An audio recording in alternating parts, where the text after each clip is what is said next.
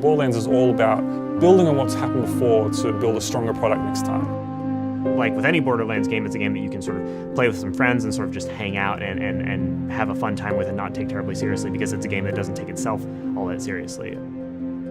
The first rule of drama is put interesting characters together and let them interact. And I think that's one of the things that Borderlands is very good at. We really want to kind of move the industry forward in a lot of ways.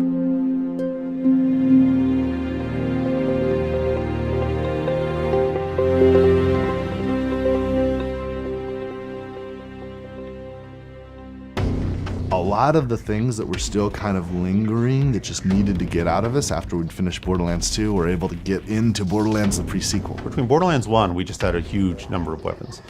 And when Borderlands 2 showed up, we said, okay, well, what are we going to do to keep the weapons fresh and interesting? We realized that what we needed to do was diversify them on another level. We needed to make the manufacturers more distinct. It was like, okay, well, what gun fantasy are we not hitting? We have Torg, and they're all about explosions. They're about feeling like you're Arnold Schwarzenegger in an 80s action movie. Tediore is like you're buying guns from Walmart. How can we make this the cheapest feeling gun possible? We added the idea that when you reload it, you throw it and it explodes. Dahl is guns for the career soldier, for the mercenary who wants a really, really reliable gun that doesn't have a lot of recoil. Jacobs is basically guns for cowgirls or cowboys. Molly 1 are guns that are basically all about elemental effects. They're supposed to feel really sleek and sexy and very, very sci-fi. Vlad stayed the most pure to what it was, which is it's all about rapid fire rate, being the most, just firing a lot of bullets. We're going to have like some lean, like, Wilhelm, it might be sort of more lasers, Misha maybe more kind of Jacob-style pistols, maybe some kind of benefits there, but we don't want to lock people in. We definitely want to make people feel free to use whatever weapon they feel is going to be most entertaining to use.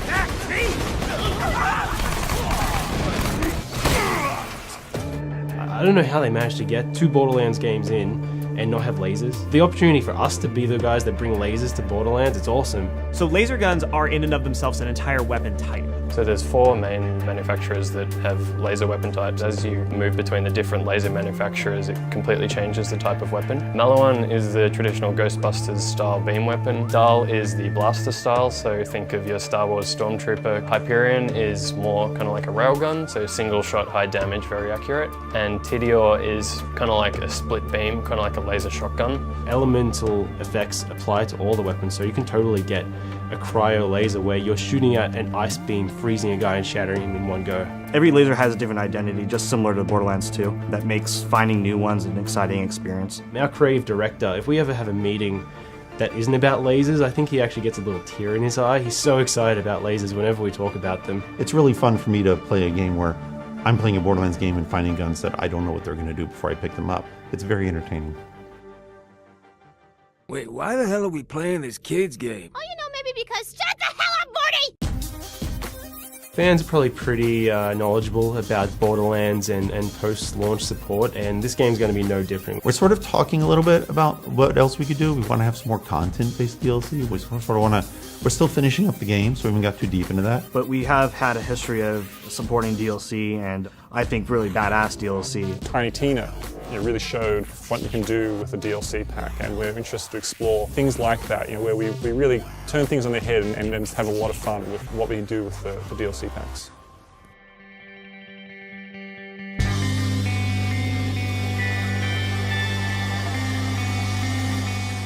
There's 2 things. There's 2 things that make Borderlands special. And one of them is math. You can figure out fun with math. There's a lot of the design, a lot of the gameplay, a lot of what happens is understanding where the fun is in the numbers.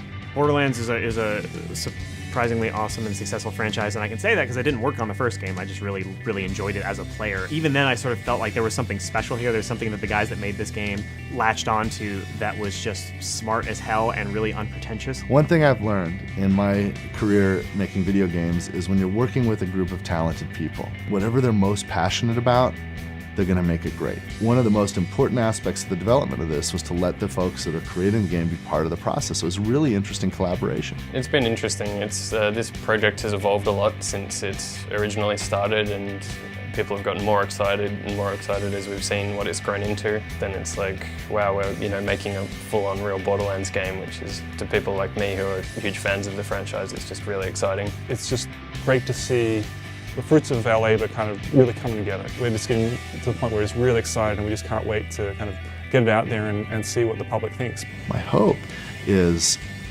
when we've launched Borderlands the pre-sequel, that maybe between our own minds and the people now down in 2K Australia, maybe some new exciting ideas will emerge for the future.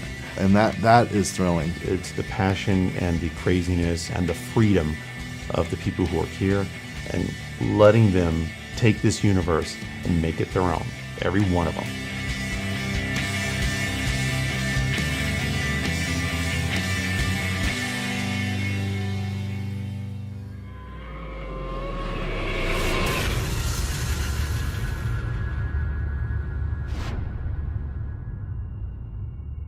You coming?